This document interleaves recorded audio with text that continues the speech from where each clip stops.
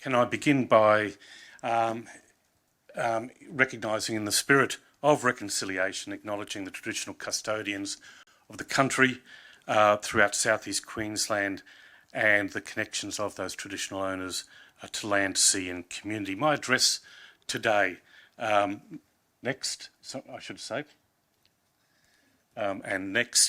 address today is about how, as a regional natural resource management body, Healthy Land and Water has been both relying on and driving connectivity conservation for more than 2 decades.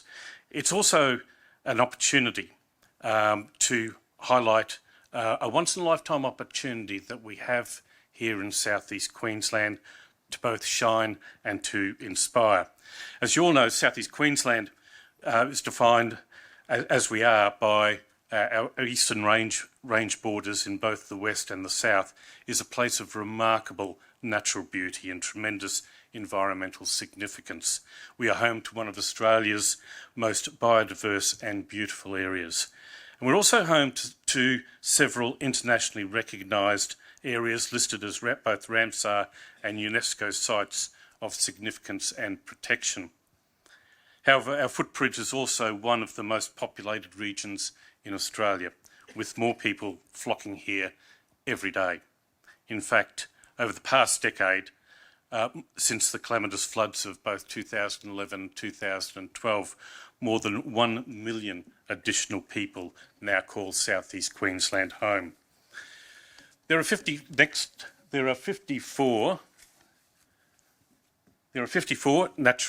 regional natural resource management bodies covering every inch of Australia, and Healthy Land and Water is the official NRM body for southeast Queensland. Our members association comprises over 60,000 dedicated volunteers who belong to local land care, bush care, catchment and coast care groups, which represent a pretty awesome army to help get stuff done. But more about them later. Next.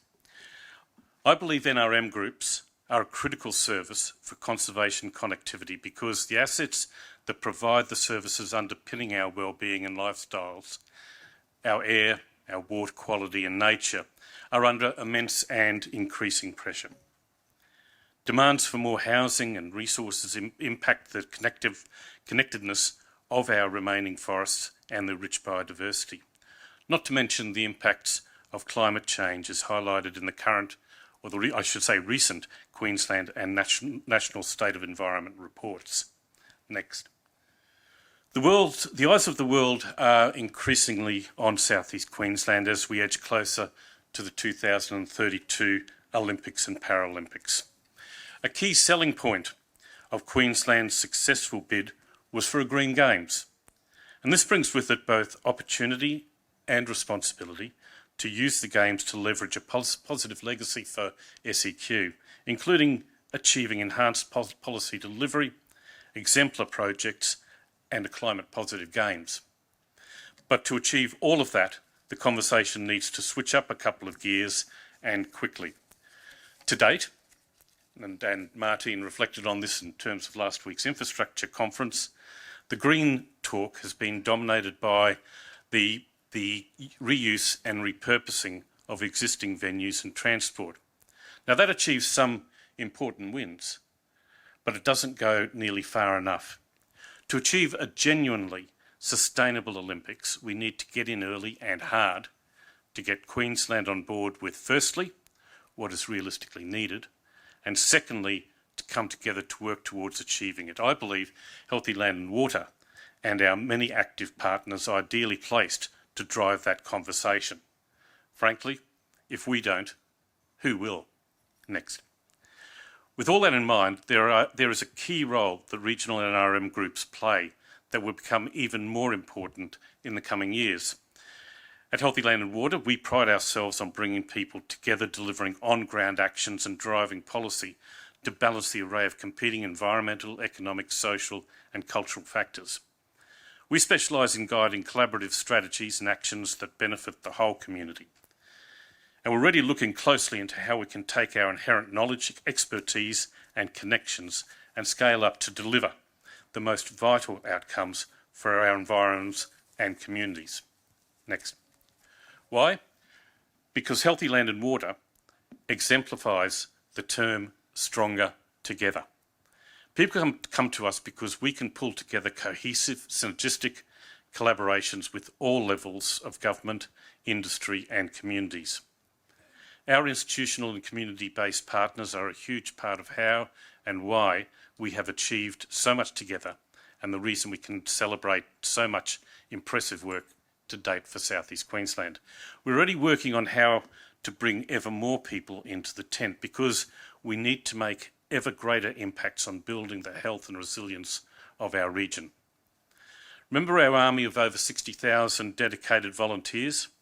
Well, with the right support, I believe, and offer this challenge, that in the lead up to the Olympics, we should and can double that number.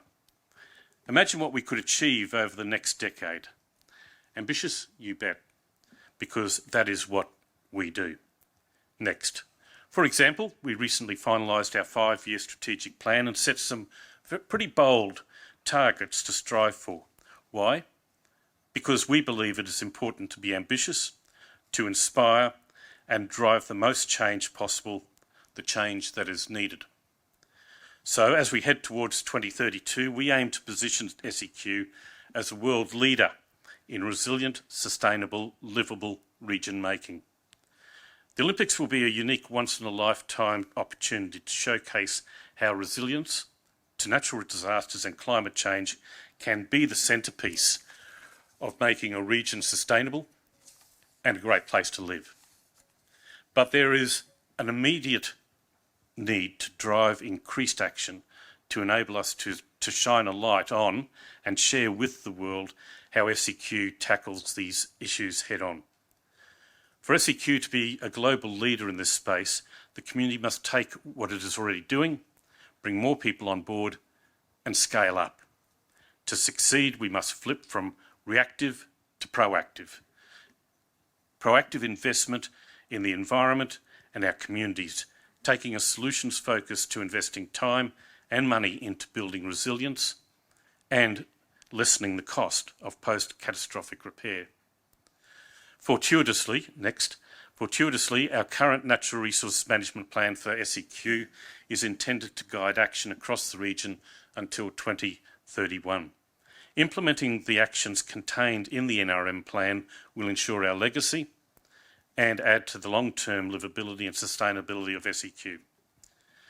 Healthy Land and Water is already charged with coordinating SEQ's NRM plan, and this document is an excellent story in itself. Next. Over 2 decades ago, a huge collaboration of partners came together for the first time to establish a region-wide NRM plan. A set of targets was implemented in 2009 when the first plan was endorsed. With the changing needs and pressures of the region, we have coordinated the monitoring of conditions against targets to ensure our approach and priorities remain current. And we do this by regularly engaging with our communities, including First Nations. For example, over the past 12 months, we have conducted comprehensive consultations to identify what targets and actions are now needed. And as part of a regular 5-yearly review cycle, our experts do a deep dive into the science of how we are tracking towards the original targets set decades ago. This work has been essential in achieving the best balance across competing environmental, economic, social and cultural factors and guiding collaborative strategies and actions to benefit the whole community. Next. Continuous review is essential to reflect the changing needs of the region. For example, during the recent regional workshops, thousands of actions were identified. Some of the most common headline actions identified across the region were proactive management for water, fire, flood and species protection. In other words, there is a growing appetite for resilience in the face of more frequent and intense natural disasters. This was closely followed by access to green space and opportunities for recreation.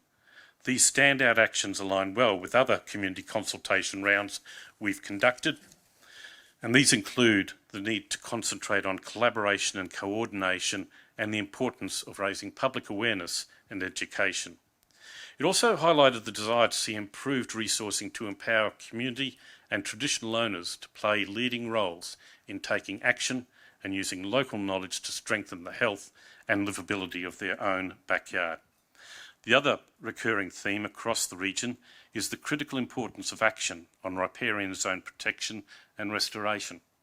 Not surprisingly, given that we are facing our third El Niño-driven wet season in a row, there is widespread recognition that more investment is needed in implementing proven resilience strategies. Next. Healthy Land and Water has been monitoring and reporting on SEQ's catchments for well over 20 years, providing an enormous amount of evidence-based data for the region's decision makers and custodians. Few people know that the SEQ report card was one of the first of its kind in the world, and our model has subsequently become the basis for report cards around Australia and internationally. We now have 2 decades of trend information to see better how we are tracking regardless of those years of extreme weather, which can skew the results in any one year, but in themselves are part of the bigger story of our catchment's health and resilience. With this evidence, we can really drill down and gain an accurate picture across time. This is invaluable in increasing our understanding of the health of ecosystems and optimising future planning and investment. Importantly, these trends also provide early warnings to identify and address issues before they become critical and too late or prohibitively expensive to fix. That said, it is also essential to understand the impact of extreme climate events and help to better predict and manage the extremes coming our way. A real highlight for me is our new initiative to integrate all of our programs and ensure they remain fit for purpose. We're calling this Project Future Card. It's an innovative platform to integrate seamlessly our regional NRM plan, the Environmental Health Monitoring Program, our annual report card, and introduce a new future casting aspect with the ability to tell stories and celebrate the wins and action across the region. As you can imagine, a lot of work is going on behind the scenes and on each aspect. And for that, I acknowledge the hard work and of the incredibly talented Healthy Land and Water team, which I'm so proud to lead. Achieving a genuinely green Olympics will require serious investment and action in our upper catchments of the Eastern Ranges on green infrastructure solutions such as restoration of riverbanks, regenerative land practices, and reforestation of gullies and hill slopes. That's why, more broadly, if pressure is brought to bear in the right places, the 2032 Games could help us lead our governments into longer-term planning aimed at sustainability, equity and diversity. Next. Collectively, we are in a great position to lead the conversation to deliver our lasting legacy for the region. True sustainability can only be achieved by simultaneously providing optimal and integrated cultural, social, economic and environmental development. We know the pressures that are impacting our regions, we know what to do, and we know where to do it. What we need now is a concerted effort and a plan supported by resources and with genuine accountability. Next. SEQ has been exposed to ongoing and increasing pressures from land clearing, urban development, population growth, and increasingly frequent extreme flood events and droughts. We all know that. As people flock to our regions, I should say, the reality is we are no longer keeping pace with the development pressures this generate. So it's time for a new plan. Next. We have a suite of targets and actions to our recently refreshed NRM plan. We have the evidence across southeast Queensland catchments from our report cards, and we are now linking it with future casting approach through our future card. That's why I believe a southeast Queensland natural asset investment plan is needed, if you like, a Green Olympics legacy driver or gold. A gold plan that focuses on evidence-based priority actions for the region, to which all parties agree and can get on with. A gold plan that has targets to measure and report against and be fully transparent. And a gold plan that includes First Nations people businesses and the general community, not just government. Everyone has a stake in this region's future, so everyone should have a say and the ability to participate. Thank you.